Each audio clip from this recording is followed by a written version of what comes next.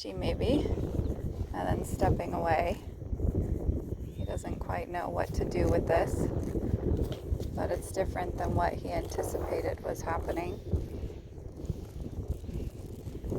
You reach up under his jaw, find somewhere that feels okay. Maybe step around. I'm staying on this right side, as I've said, as it's more of a clean slate. Watching his face as I scratch a little and then step away slightly, letting him try that out. Got involved with the cows up the hill.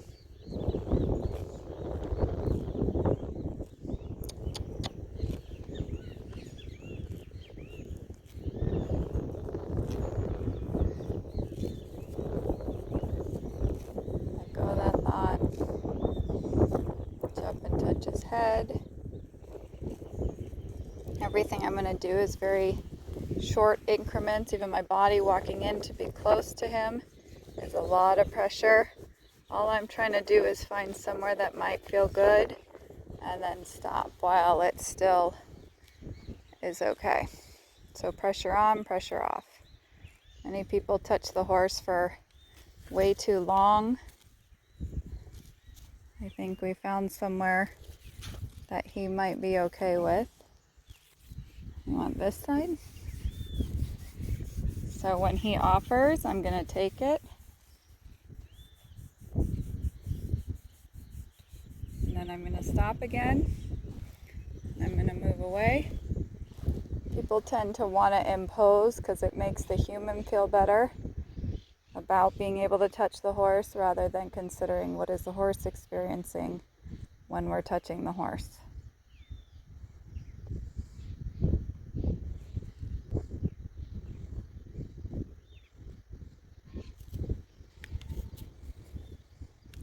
So he's asking again. So I'm going to step in. I'm going to scratch. I'm going to watch. Is there a place where his muzzle gets a little bit reflective that I found the good spot right there? And then I'm going to step away again. He's asking for more. I'll go a little longer. Experiment with somewhere else. There's no twitching in his body. If he was, I wouldn't be scratching that rough. Here comes the calves that got separated. There's the drama out in the pasture. Then he realizes all is well and he offers again to be touched. I'm watching for if there's changes in his breathing, if there's tightness in his eye, any of those sort of behaviors. And then again, I move away. The goal is always to leave these horses wanting more rather than staying so long that we're imposing until they have to leave.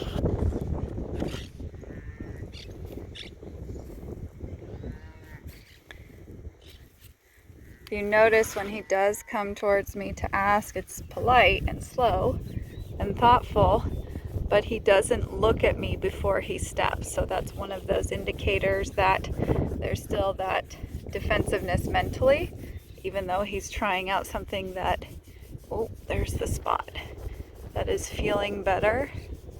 There's the sweet spot. We found it. Again, if he didn't want to be touched, I wouldn't be touching him. This isn't about what touching him does for me. This is about letting him have a different experience. Again, I'm wearing the halter on my shoulder, which is pressure, the lead rope, which is pressure, just spatially being near him. You can see from his ears, his legs, he's still not quite sure what to make of all this because it's not what he anticipated. He really needs to chew and take a deep breath and sigh. You can see the blinking has kind of slowed down. Ears are quite rigid. So again, it's not a fearful experience, but when it's unfamiliar, horses often get very still in their body when they're unsure. You want more? Should I find that other spot? Many people try and pat the horse's face, and the horse is not okay with it. Oh, we found the spot.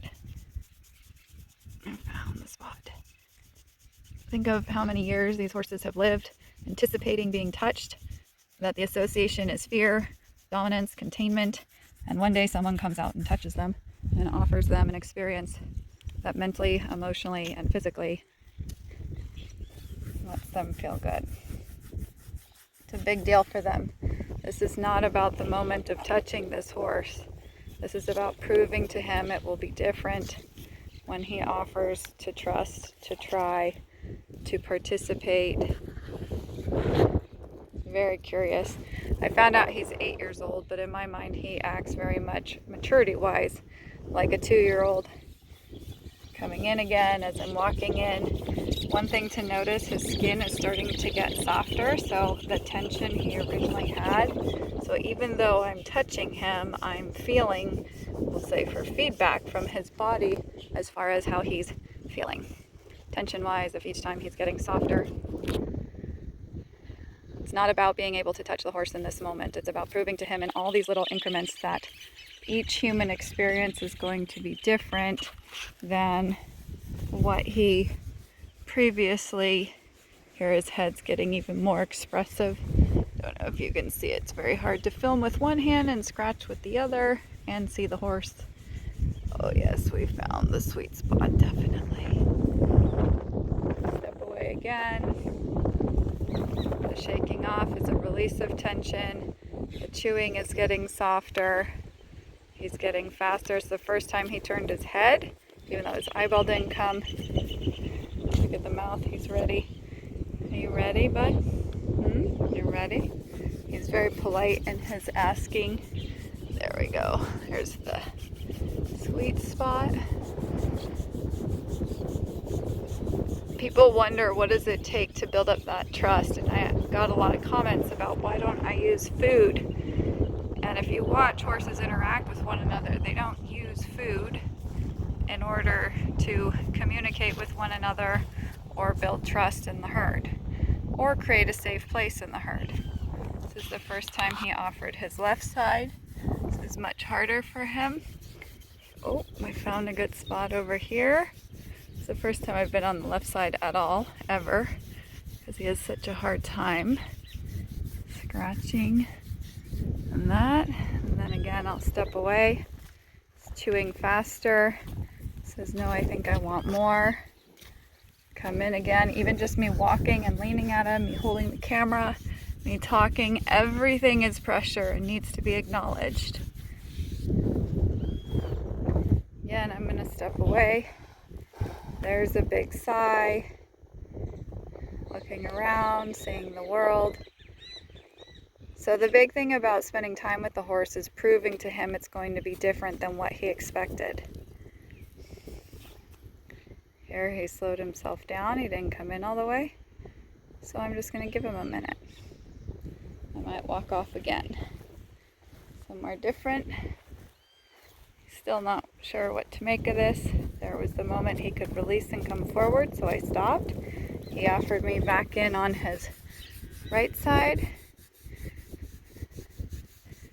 All that time in helping him work through the searching in the pasture and when he mentally got stuck and when he got avoidant, none of it was about me. It was about offering him the space to process, to try, to learn to search, to not be critiqued, so that we could reach these moments, as I nearly wipe out with the uneven terrain, to where the horse can say, let me keep trying. Oh my gosh, there's an armadillo.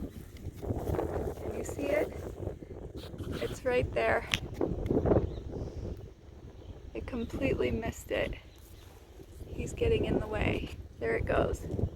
Had no idea it was even right next to us. That's pretty cool.